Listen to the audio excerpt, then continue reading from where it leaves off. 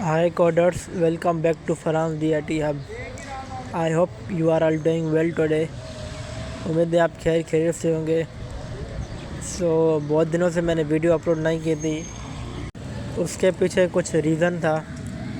अभी जो हमने प्रीवियस वीडियो में क्या पढ़ा था उसको हम थोड़ा रिकॉल करते हैं। तो प्रीवियस वीडियो में हमने बैकग्राउंड इमेज लगाना सीखी थी। तो बैकग्राउंड इमेज कैसे लगाते हैं, बैकग्राउंड साइज़, उसकी कवर, कंटेंट, ऑटो, ये कुछ टाइप्स है उसकी बैकग्राउंड इमेज की।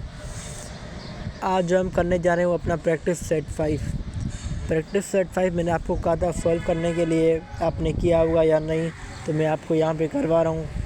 पूरा प्रैक्टिस सेट 5 हम यहाँ पर क्लियर करेंगे।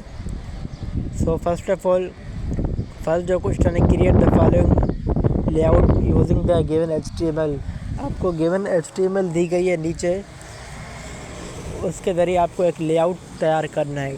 अब जो हमारे HTML जो दिया हुआ है वो है पैराग्राफ का टैग, उसके अंदर आपको लोरेम मल्टीप्लाई बाय 5 और डिव लव नेचर, उसके अंदर डिव देना है, और पी दोबारा लोरेम मल्टीप्लाई बाय 5 मीन्स 2 पैराग्राफ के बीच में आपको एक डिव लगाना है।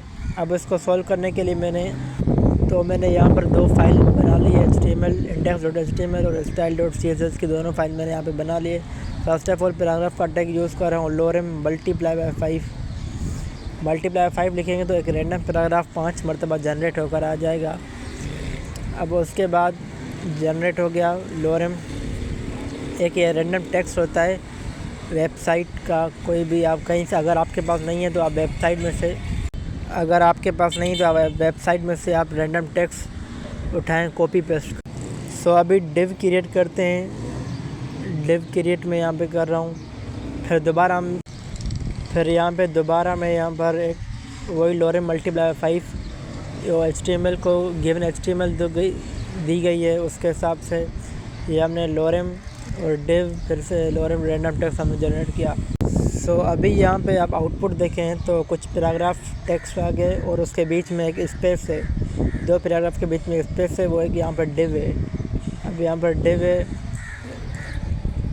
फिर अगर आप और बढ़ाना चाहें टेक्स्ट तो बढ़ा सकते हैं। यहाँ से कॉपी करें टेक्स्ट, ये नीचे पेस्ट करें, दोबारा यहाँ से कॉपी करें और पेस्ट करें।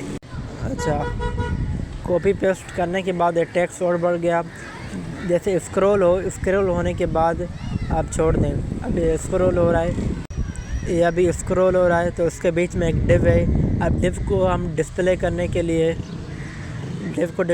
के दूसरा जो हमारा ये हमारी पूरा लोरेम टैग ये हमारा कंप्लीट हो गया। अब डिव को डिस्प्ले करने के लिए दूसरी स्टेटमेंट यहाँ पे दी जा रही है।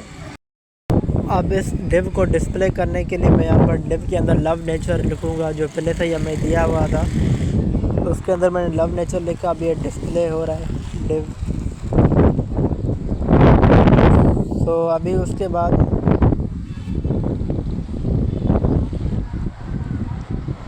ये लव नेचर अभी आपको यहाँ पर शो हो रहा है। अब डिव के अंदर हम हाइट विड्थ देंगे और उसके अंदर एक इमेज डालेंगे। तो तीसरी हमारी जो कंडीशन दी गई है यहाँ पर, use the appropriate position property for the div element to place it at the right.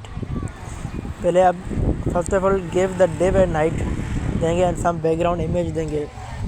Second statement जो हमें दी गई है इसको हाइट और विड्थ दें। अब डिव को हाइट और विड्थ देंगे। यहाँ पे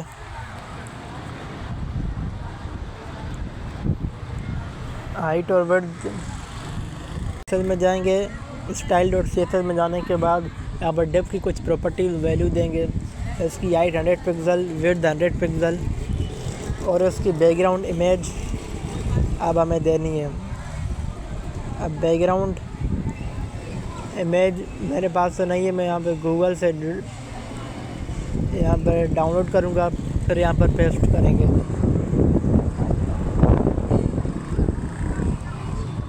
अब उसके लिए हमें गूगल में जाना पड़ेगा।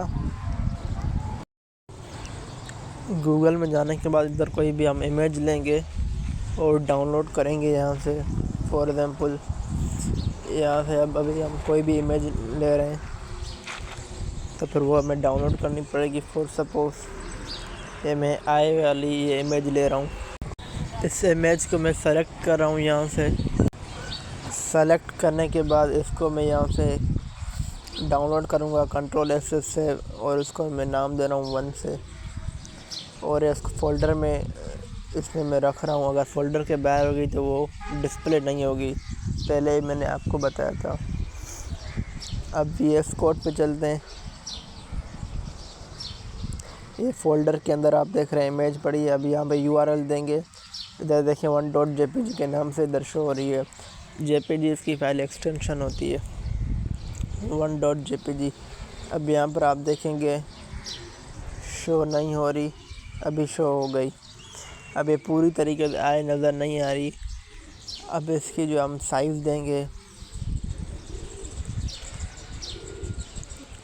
बैकग्राउंड साइज़ देंगे, कवर देंगे तो पूरा ये कवर हो जाएगा। पूरी इमेज यहाँ आपको शो होगी, पूरी इमेज यहाँ आपको शो हो रही है आई की।